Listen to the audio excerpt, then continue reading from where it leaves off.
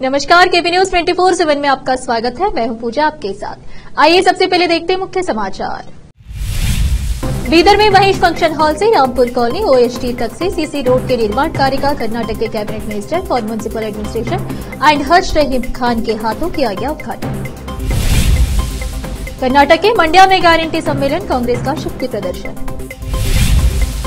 जब रोम जल रहा था तब नीरो तमाशा कर रहा था, कुमारस्वामी ने कर्नाटक के मुख्यमंत्री सिद्धरामैया पर किया हमला।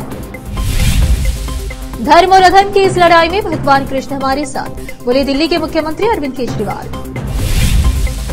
टीएमसी ने लोकसभा चुनाव को लेकर जारी की उम्मीदवारों की सूची, पूर्व क्रिकेटर यूसुफ पठान समेत कई बड़े नाम शामिल। जम्मू कश्मीर के पुंछ में बड़ी आतंकी साजिश नाकाम, 7 आईईडी और वायरलेस सेट बरामद।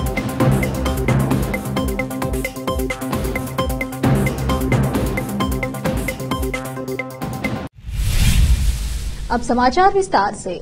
बीदर के वार्ड नंबर 30 में महेश फंक्शन हॉल से रामपुर कॉलोनी ओएसटी तक एक करोड़ की लागत से सीसी रोड के निर्माण कार्य का कर्नाटक के cabinet minister for municipal administration and हज रहीम खान के हाथों शिलान्यास किया गया। इस अवसर पर बीदर सीएमसी के chairman Mohammad Ghaus, CMC vice chairman Shrimati Lakshmibai Hangarki, Dhanraj Hangarki, Bidar city Congress president Mohammad Yusuf के अलावा अन्य कांग्रेस नेता और भारी संख्या में स्थानीय लोग उपस्थित थे। इस अवसर पर जनसभा आयोजित की गई, जिसमें मिनिस्टर रहीम खान के अलावा अन्य नेताओं ने संबोधित किया। इस अवसर पर मिनिस्टर रहीम खान और मोहम्मद गौस और अन्य का सम्मान किया गया। केपी न्यूज के कैमरामैन अलीम पाशा का कवरेज। तम ಜೊತೆಗೆ ಮಾತು ಡಿಸ್ಕಸ್ ಮಾಡ್ತೀನಿ। ನಿಜವಾಗ್ಲೂ ತಮ್ಮೆಲ್ಲರ ಆಶೀರ್ವಾದದಿಂದ ನಾನು 4 ಸಲ ಎಮ್ಎಲ್ಎ ಮತ್ತೆ ಇವತ್ತು ಮಿನಿಸ್ಟರ್ ಇದ್ದೀನಿ। ಸುಮಾರು ಜನ ಸಹಾಯ ಮಾಡಿದ್ದಾರೆ, ನನಗೆ ಕೈ ಹಿಡಿದಿದ್ದಾರೆ ಕಷ್ಟದಲ್ಲಿ। ಲಾಸ್ಟ್ ಟೈಮ್ ಎಲೆಕ್ಷನ್ ಬಂದಾಗ ತಾವು 2 ರೋಡ್ ಮಾಡಬೇಕಂತ ಹೇಳಿದಿರಿ, ಅದ್ರ ಸಲಗೆ ನಾನು 1 ಕೋಟಿ ದುಡ್ಡು ಇಟ್ಟು 3 ರೋಡ್ ಏನು ಆಗ್ತದಂತ land army 4 road land army engineer ಈ ಏರಿಯಾನಲ್ಲಿ 4 ರೋಡ್ ಮಾಡ್ಲತ್ತಾರೆ। ತಾವೆಲ್ಲರೂ ಇರ್ತೀರಿ, ಲ್ಯಾಂಡ್ ಆರ್ಮಿ ಅಂದ್ರು ಅವರು ಒಳ್ಳೆ ರೀತಿಯಿಂದ ರೋಡ್ ಮಾಡ್ತಾರೆ। ಸುಮಾರು ಬೇರೆ ಬೇರೆ ಪ್ರೈವೇಟ್ ಕಾಂಟ್ರಾಕ್ಟ್ ನಲ್ಲಿ ಸ್ವಲ್ಪ ಹೆಚ್ಚು ಕಡಿಮೆ ಆಗ್ಬೋದು, ಆದರೂ बीदर के पत्रिका भवन में प्रांत योगी प्रथम जगतगुरु बसवराज मृत्युंजय स्वामी जी ने एक प्रेस मीट आयोजित की, जिसमें कलबुर्गी जिला और युवा इकाई के तत्वाधान में अखिल भारतीय अंगाई दिलु जंजा मुशाल गायक 2A की अखिल भारत अंगाई दीक्षा पंच मसम महासभा के संबंध में बताया गया। यह महासभा शरण बसवेश्वर यात्रा मैदान कलबुर्गी में आयोजित होगी, जिसमें भारी संख्या में लोग उपस्थित रहेंगे। इस प्रेस मीट में प्रांत योगी प्रथम जगतगुरु बसवजय मृत्युंजय स्वामी जी ने संबोधित किया। केपी न्यूज के कैमरामैन पपुराज का कवरेज। कर्नाटकದಲ್ಲಿ ಕಳೆದ 3 ವರ್ಷಗಳಿಂದ ಮೀಸಲಾತಿ ಹೋರಾಟ ಒಂದು ಮಿಂಚಿನ ಸಂಚಲನವನ್ನು ಮೂಡಿಸಿರ್ತಕ್ಕಂಥದ್ದನ್ನ ನಿಮಗೆಲ್ಲ ಗೊತ್ತಿರೋ ಸಂಗತಿ। ಇನ್ನು ಲಿಂಗಾಯತರೊಳಗೆ ಇರುವಂತಹ ದೊಡ್ಡ ಸಮುದಾಯ ಅಂದರೆ ಲಿಂಗಾಯತ ಪಂಚಮಸಾಲಿ ಸಮುದಾಯ। ಈ ಸಮುದಾಯ ಕರ್ನಾಟಕದಲ್ಲಿ ಸುಮಾರು 1 ಕೋಟಿಗಿಂತ 30 ಸಂಖ್ಯೆಯನ್ನು ಹೊಂದಿದೆ ಅಂತ ನಾವೆಲ್ಲರೂ ಭಾವಿಸಿಕೊಂಡಿದ್ದೀವಿ। ಕೃಷಿಯನ್ನೇ ನಂಬಿರ್ತಕ್ಕಂಥ ಈ ಸಮುದಾಯ ಬೇರೆ ಬೇರೆ ವೇಗದಲ್ಲಿ ಬೇರೆ ಬೇರೆ ಹೆಸರಿಂದ ಕಷ್ಟಪಡ್ತಕ್ಕಂಥದ್ದು। ಈ ಬೀದರ್, ಗುಲ್ಬರ್ಗ, ಯಾದಗಿರಿ ಭಾಗದಲ್ಲಿ ದೀಕ್ಷರ್ ಅಂತೇಳಿ, ನಮ್ಮ ಮಲೆನಾಡು ಭಾಗದಲ್ಲಿ ಮಲೇಗೌಡರು ಅಂತೇಳಿ, ಮೈಸೂರು ಪ್ರಾಂತದಲ್ಲಿ ಗೌಡಲಿಂಗಾಯತ ಅಂತೇಳಿ, ಕಾರವಾರ ಭಾಗದಲ್ಲಿ ಗೌಡಲಿಂಗಾಯತ ಅಂತೇಳಿ, ಈ ರೀತಿಯಾಗಿ ಒಂದೇ ಸಮುದಾಯ ಹಲವು ಭಾಗದಲ್ಲಿ ಬೇರೆ ಬೇರೆ ಸಂದರ್ಭದಲ್ಲಿ ಬೇರೆ ಬೇರೆ ಹೆಸರು ಮುಗಿಸ್ಕೊಂಡು ಒಟ್ಟಾರೆ 1,30,00,000 ಬಂದ್ ಮಾಡಿ ಇಷ್ಟಲಿಂಗ ಪೂಜೆಯೊಂದಿಗೆ ಹೋರಾಟ, ವಿನೂತನವಂತ ಹೋರಾಟ, ಸರ್ಕಾರ ಗಮನ ಸೆಳೆಯುವಂಥ ಹೋರಾಟ, ಕೊನೆ ಪಕ್ಷ ಸರ್ಕಾರಕ್ಕೆ ಲಿಂಗಾಯತರು ಮನೆಯನ್ನು ಪೂಜೆ ಮಾಡ್ತಾಯಿದ್ರು, ಮರ್ದ ಮಾಡ್ತಾಯಿದ್ರು, ಬೀದಿ ಬಂದಾರಪ್ಪ ಅಂದರೆ ನಮ್ಮ ಕಡೆ ಗಮನ ಕೊಡಲಿ ಅಂತೇಳಿ ಈ ವಿನೂತನವಾದಂಥ ಮಾರ್ಗದ ಮೂಲಕವಾಗಿ ಬೆಳಗಾವಿ ಜಿಲ್ಲೆಯಿಂದ ಆರಂಭವಾಗುತ್ತಕ್ಕಂಥ ಹೋರಾಟ ನಾಳೆ ಕಲಬುರಗಿ ಜಿಲ್ಲೆಗೆ 12ನೇ ಜಿಲ್ಲೆ ಬೆಳಗಾವಿ, ಬಾಗಲಕೋಟೆ, ವಿಜಯಪುರ, ಕೊಪ್ಪಳ, ಗದಗ, ಧಾರವಾಡ, ದಾವಣಗೆರೆ, ಹಾವೇರಿ, ಶಿವಮೊಗ್ಗ, ರಾಯಚೂರು, ಯಾದಗಿರಿ ಜಿಲ್ಲೆ ಇದೆಲ್ಲ 11 ಜಿಲ್ಲೆ ಮಾಡಿಕೊಂಡು ನಾಳೆ 12ನೇ ಜಿಲ್ಲೆ ಕಲಬುರಗಿಯಲ್ಲಿ ಕಲ್ಯಾಣ ಕರ್ನಾಟಕ ರಾಜ್ಯ ಪ್ರಥಮ ಪಂಚಮಸಾಲಿ ಬೃಹತ್ ಸಮಾವೇಶವನ್ನು ಮಾರ್ಚ್ 12ನೇ ತಾರೀಕು ಸಾಯಂಕಾಲ 4 ಗಂಟೆಗೆ ಕಲಬುರಗಿ 12ನೇ ತಾರೀಕಿಗೆ ಹೆಚ್ಚಿನ ಸಂಖ್ಯೆಯಲ್ಲಿ ಬಂದು ಭಾಗವಹಿಸಬೇಕು ಅಂತ ಹೇಳ್ತಾ ಏನು ಲೋಕಸಭಾ ಚುನಾವಣೆ ಆದ ನಂತರ ಬೀದರ್ ಭಾಗದಲ್ಲಿ ಸಹ ಜಿಲ್ಲೆಯಾದ್ಯಂತ ಪ್ರವಾಸ ಮಾಡಿ ಇಲ್ಲಿ ಒಂದು ಬೃಹತ್ ಹೋರಾಟವನ್ನು ರೂಪಿಸಬೇಕು ಅಂತೇಳಿ ನಮ್ಮ ಜಿಲ್ಲಾಧ್ಯಕ್ಷರು ಸೇರ್ಕೊಂಡು ಚರ್ಚೆ ಮಾಡಿದ್ದಾರೆ. ಬಹುತೇಕ ಆಫ್ಟರ್ MP ಎಲೆಕ್ಷನ್ 13ನೇ ಜಿಲ್ಲೆ ಬೀದರ್ ಜಿಲ್ಲೆ ಬರ್ತದೆ. ಉದ್ದೇಶ ಏನಪ್ಪ ಅಂದರೆ ನಮ್ಮ ಹೋರಾಟ ಶುರು ಮಾಡಿದ ಮೇಲೆ ಇಬ್ಬರು ಮುಖ್ಯಮಂತ್ರಿಗಳು ಬದಲಾವಣೆ ಆಯಿತು, 2 ಸರ್ಕಾರ ಬದಲಾವಣೆ ಆಯಿತು. ಆದರೆ ನಮ್ಮ ಹೋರಾಟದ ಗುರಿ ಮಾತ್ರ ನಿಂತಿಲ್ಲ. ನಮ್ಮ ಉದ್ದೇಶ ನಮ್ಮ ಹೋರಾಟದಲ್ಲಿ ಯಾವುದೇ ಬದಲಾವಣೆ ಇಲ್ಲ, ಯಾವುದೇ ಸರ್ಕಾರದಲ್ಲಿ ಯಾವುದೇ ಮುಖ್ಯಮಂತ್ರಿ ಬರಲಿ, ಆ ಮೀಸಲಾತಿ ಆದೇಶ ಪತ್ರ ನಮ್ಮ ವಿದ್ಯಾರ್ಥಿ ಕೈಯಲ್ಲಿ ಸಿಗೋವರೆಗೂ ನಿರಂತರ ಹೋರಾಟ ಅಂತ ಪ್ರಮಾಣ ಮಾಡಿ ಆ ಪ್ರಕಾರವಾಗಿ ಈ ಹೋರಾಟ ಮುಂದುವರಿಸ್ತೀವಿ ಅಂತ ಮಾತನಾಡುತ್ತಾ तब माध्यम बंधुಗಳಿಗೆ शनिवार शाम को बीदर के चौबारा के समीप कर्नाटक के cabinet minister for municipal administration and हज रहीम खान के हाथों हयात हॉस्पिटल का उद्घाटन किया गया। इस अवसर पर Bidar CMC chairman Mohammad Ghaus, doctor Maqsood Chanda, Riyaz councillor Mohan, Hayat hospital के मालिक मंसूर इमरान के अलावा दूसरे उपस्थित थे। इस अवसर पर सभी अतिथियों का सम्मान किया गया। इस अवसर पर कर्नाटक के cabinet minister for forest and ecology Bidar incharge minister Eshwar Khandre ने हॉस्पिटल के अंदर के सेक्शन का उद्घाटन किया। उनके साथ कांग्रेस लीडर मन्नान सेठ और अन्य उपस्थित थे। इस अवसर पर मिनिस्टर रहीम खान और ईश्वर खंडे ने मीडिया से बात की और हॉस्पिटल के उद्घाटन पर इस हॉस्पिटल के मालिक मंसूर इमरान को बधाई दी। केपी न्यूज के कैमरामैन पुपुराज का कवरेज। रमजान का महीना जो चालू होने वाला है उसकी मुबारकबाद देता हूं और ओल्ड सिटी में नियर चौबारा जो हयात हॉस्पिटल बहुत ही अभी मल्टी स्पेशलिस्ट ओपनिंग हुआ है। आज इस प्रोग्राम में हमारे सीएमसी के सदर मोहम्मद गौस और इस वार्ड के काउंसलर मोहन और इसी वार्ड के पहले हमारे मोहम्मद रियाज भाई और ये वार्ड के सामने लगता है हमारे सदर साहब खालिद भाई और कौन है और मेन हमारे डॉक्टर साहब इस हॉस्पिटल के एडमिनिस्ट्रेटर पूरी जिम्मेदारी के साथ आप यहाँ पे डॉक्टर मकसूद चंदा साहब और इसके मेन रिस्पॉन्सिबल हमारे मंसूर भाई। आपका एजुकेशन में भी अच्छा स्कूल चलता है गाउन चौक के पास और पूरे 10 से 12 अच्छे डॉक्टर्स इसमें पूरी टीम मिलके ये हयात हॉस्पिटल की जिम्मेदारी ली है। इसमें आईसीयू है, बच्चों के चिल्ड्रंस का है, लेडीज़ का है और ऑल टाइप डेंटल है। ऑल टाइप फैसिलिटीज़ एक ओल्ड सिटी हाउस में होना चाहिए था, तो पूरे फैसिलिटीज़ और 24/7 का ये हॉस्पिटल हुआ है। तो मुबारक नियर 1-2 दिन में रमज़ान का महीना आ रहा है, तो सभी मेरे दोस्तों को, भाइयों को और पूरी जनता को हॉस्पिटल को कोऑपरेट करने के लिए और दुआ करने के लिए मेरा पर्सनली रिक्वेस्ट है। लोकसभा उम्मीदवार की घोषणा के तुरंत बाद रविवार को मंड्या में सरकारी गारंटी योजनाओं के लाभार्थियों का सम्मेलन कांग्रेस के शक्ति प्रदर्शन में तब्दील हो गया। मंड्या विश्वविद्यालय के पास मैदान में आयोजित सम्मेलन में हजारों लोगों ने भाग लिया। मुख्यमंत्री सिद्धरामैया ने ऐतिहासिक जिला बताते हुए मंड्या की सराहना की। उन्होंने विधानसभा चुनाव के दौरान जिले की 7 में से 6 तालुकों में पार्टी को जीत दिलाने में समर्थन देने के लिए लोगों का आभार व्यक्त किया और कहा कि उन्हें विश्वास है कि वे आगामी लोकसभा चुनाव में कांग्रेस उम्मीदवार को वोट देंगे। सिद्धरामैया ने बताया कि पार्टी ने 2023 में सत्ता में आने के बाद वादे के अनुसार काम किया है। उन्होंने कहा, कार्यभार संभालने के बाद हमने मई 2023 में एक बैठक की और 5 गारंटियों को लागू करने का फैसला किया। जेडीएस नेता एच.डी. कुमारस्वामी ने रविवार को कर्नाटक के मुख्यमंत्री सिद्धरामैया पर कटाक्ष करते हुए आरोप लगाया कि वह ऐसे समय में रोमन सम्राट नीरो की तरह व्यवहार कर रहे हैं जब राज्य के लोग सूखे से पीड़ित हैं। पूर्व मुख्यमंत्री ने कहा, ऐसा लगता है कि सिद्धरामैया सरकार राज्य में सूखे की स्थिति और लोगों की तकलीफों का मजाक बना रही है। उन्होंने उस पर करदाताओं का उपयोग करके सम्मेलन आयोजित करके अभियान मेलों में डूबे रहने का आरोप लगाया। कुमारस्वामी ने कहा कि राज्य के इतिहास में अनसुना सूखा पड़ा है, पानी की कमी बदतर हो गई है, लोगों और मवेशियों को पानी के लिए परेशानी हो रही है। इस स्थिति के बावजूद कांग्रेस सरकार करदाताओं के करोड़ों रुपए गारंटी योजनाओं पर खर्च कर रही है।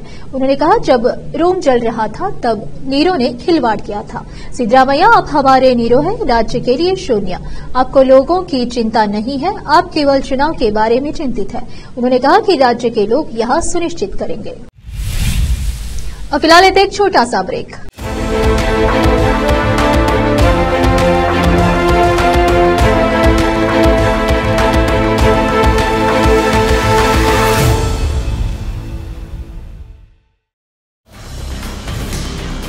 हिंदुस्तान के हर कोने में हम हैं मौजूद। 24 घंटे हालात पर गहरी नजर, खबरों से जुड़े चुपते सवालात, और आपको दिखाता है धार्मिक, सामाजिक, राजनीतिक, लोकल और इंटरनेशनल न्यूज की सबसे बेहतर कवरेज, जो आपको रखती है हर पल बाखबर। देश और दुनिया भर की खबर के लिए देखते रहें केपी न्यूज 24/7। ब्रेक के बाद आपका स्वागत है। आइए देखते हैं समाचार। जहीराबाद में इस्लामिक सेंटर लतीफ रोड में जमाते इस्लामी हिंद जहीराबाद द्वारा हमें रमजान कैसे बिताना चाहिए शीर्षक से एक सार्वजनिक जलसे का आयोजन किया गया, जिसमें मौलाना एजाज मोहिउद्दीन वसीम खतीब मस्जिद अजीजिया मेहदीपट्टनम हैदराबाद ने अध्यक्षता की और संबोधन किया। उन्होंने मस्जिदों के निर्माण और रमजान रोजा और नमाज के महत्व के बारे में विस्तार से बताया। मोहम्मद अतहर मोहिउद्दीन शाहिद संगारेड्डी ने रमजान, रोजा, कुरान और ज़कात के महत्व पर प्रकाश डाला। इस जलसे की शुरुआत मोहम्मद अदनान द्वारा कुरान की तिलावत से हुई। स्थानीय जमाते इस्लामी हिंद जहीराबाद के अमीर मोहम्मद नाजिमुद्दीन गौरी ने उद्घाटन भाषण दिया और महासचिव मोहम्मद मोइनुद्दीन ने करवाई चलाई और सभी उपस्थित अतिथियों और लोगों का आभार व्यक्त किया। इस अवसर पर शहर के गणमान्य लोगों के अलावा भारी संख्या में युवा उपस्थित थे। जहीराबाद से मोहम्मद नेमुतुल्लाह की रिपोर्ट। दिल्ली के मुख्यमंत्री अरविंद केजरीवाल ने हरियाणा के कुरुक्षेत्र में जनसभा को संबोधित किया।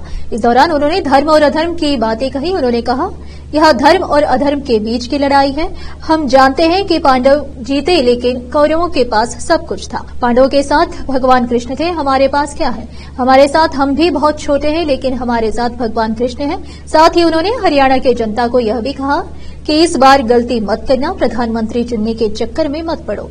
अपने सांसदों को चुनने के लिए वोट करो, ऐसे सांसद को चुनो जो कठिन समय में आपके लिए काम करे।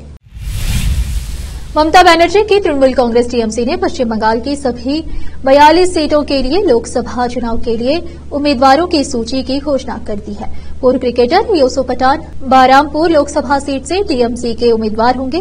बहरामपुर से कांग्रेस के दिग्गज नेता अधीर रंजन चौधरी चुनाव लड़ते रहे हैं। ऐसे में इस बार बहरामपुर से अधीर रंजन का मुकाबला यूसुफ पठान से होगा।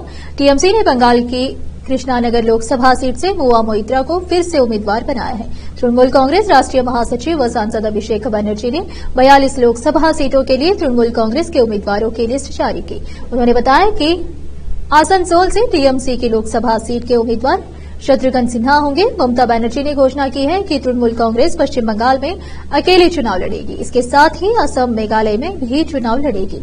वहीं यूपी में भी एक सीट पर चुनाव लड़ने को लेकर अखिलेश यादव से बातचीत चल रही है। लोकसभा चुनाव के लिए रविवार को तृणमूल कांग्रेस ने बंगाल की सभी 42 सीटों पर अपने उम्मीदवारों के नाम का ऐलान कर दिया है। इस बार जहां टीएमसी ने कुछ सांसदों के टिकट काटे हैं, तो दूसरी ओर कुछ नए चेहरों को मौका दिया है। संदेश खाली में मचे बवाल के बीच बसीरहाट से सांसद और बंगाली अभिनेत्री नुसरत जहां को इस बार टिकट नहीं मिला है, उनकी जगह पार्टी ने नूरुल इस्लाम को बसीरहाट से उतारा है। उसके अलावा जादवपुर से सांसद और एक्ट्रेस मिमी चक्रवर्ती पर भी टीएमसी ने इस बार भरोसा नहीं जताया है। बीते दिनों मिमी चक्रवर्ती ने खुद पद से इस्तीफा दे दिया था। इसके अलावा मुआ मोइत्रा को बंगाल की कृष्णानगर लोकसभा सीट से फिर से टीएमसी ने उम्मीदवार बनाया है। जम्मू कश्मीर के पुंछ में बड़ी आतंकी साजिश नाकाम हो गई है। यहां 7 आईईडी और वायरलेस सेट बरामद हो गए हैं। सुरक्षा बलों ने आईईडी को बरामद करके साजिश को फेल कर दिया है। सर्च ऑपरेशन जारी है। इससे जुड़े लोगों की तलाश की जा रही है। अब फिलहाल एक छोटा सा ब्रेक।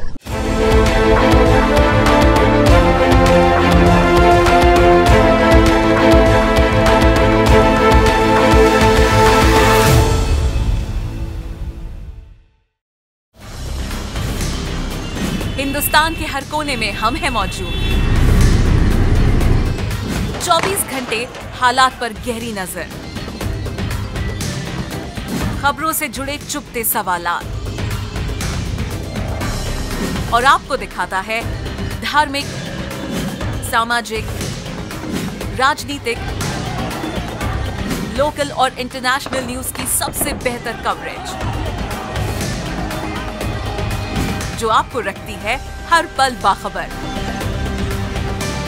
देश और दुनिया भर की खबर के लिए देखते रहें केपी न्यूज 24/7। ब्रेक के बाद आपका स्वागत है। आइए देखते समाचार। 9 मार्च को मिस वर्ल्ड 2024 को उसकी विनर मिल गई है। इस साल चेक रिपब्लिक की क्रिस्टीना पिस्टकोवा के सिर पर जीत का ताज सजाया गया है। वहीं लेबनान की यास्मीना फर्स्ट रनर अप रही है। इस साल भारत को सिनी शेट्टी ने रिप्रेजेंट किया था, लेकिन वो इस खिताब को जीतने में कामयाब नहीं हो पाई। सिनी ने टॉप 8 में तो जगह बनाई, लेकिन वो टॉप 4 में शामिल नहीं हो सकी। इस बीच सिनी का एक वीडियो सामने आया है, जिसे देख आप भी इमोशनल हो सकते हैं। सिनी शेट्टी इस साल मिस वर्ल्ड का खिताब जीतने में नाकामयाब रही है। अपनी हार पर सिनी काफी भावुक नजर आई। उनका एक वीडियो सोशल मीडिया पर वायरल हो रहा है। इस वीडियो में सिनी अपनी फैमिली मेंबर के गले लगकर रोती नजर आ रही है। उनकी आंखों से लगातार आंसू गिर रहे हैं, जिसे देख किसी भी भारतीय का दिल टूट सकता है। वहीं उनकी मां उन्हें सहारा दे रही है। बीएसपी सुप्रीमो मायावती ने तमाम सियासी अटकलों को खारिज करते हुए अकेले लोकसभा चुनाव लड़ने का ऐलान किया, तो यूपी के सियासी पंडित अब उनके कॉन्फिडेंस और ओवर कॉन्फिडेंस की चर्चा कर रहे हैं। मायावती ने कहा, बीएसपी के अकेले चुनाव लड़ने के कारण विरोधी लोग बेचैन थे, इसीलिए अफवाह फैला रहे थे। अखिलेश यादव ने इस पर रिएक्शन देते हुए उन्हें थैंक यू कहा। मायावती ने मजबूती से लड़ने और जीत का दावा कर तो दिया, लेकिन क्या वाकई ऐसा हो पाएगा? क्योंकि लोगों का कहना है कि उनके सामने सियासी जनाधार बचाने की चुनौती है। आखिर में फिर एक बार देखते हैं मुख्य समाचार। बीदर में महेश फंक्शन हॉल से रामपुर कॉलोनी ओएसटी तक से सीसी रोड के निर्माण कार्य का कर्नाटक के cabinet minister for municipal administration and हज रहीम खान के हाथों किया गया उद्घाटन। कर्नाटक के मंड्या में गारंटी सम्मेलन, कांग्रेस का शक्ति प्रदर्शन। जब रोम जल रहा था तब नीरो तमाशा कर रहा था। कुमारस्वामी ने कर्नाटक के मुख्यमंत्री सिद्धरामैया पर किया हमला। धर्म और अधर्म की इस लड़ाई में भगवान कृष्ण हमारे साथ, बोले दिल्ली के मुख्यमंत्री अरविंद केजरीवाल। टीएमसी ने लोकसभा चुनाव को लेकर जारी की उम्मीदवारों की सूची। पूर्व क्रिकेटर यूसुफ पठान समेत कई बड़े नाम शामिल। जम्मू कश्मीर के पुंछ में बड़ी आतंकी साजिश नाकाम, 7 आईईडी और वायरलेस सेट बरामद।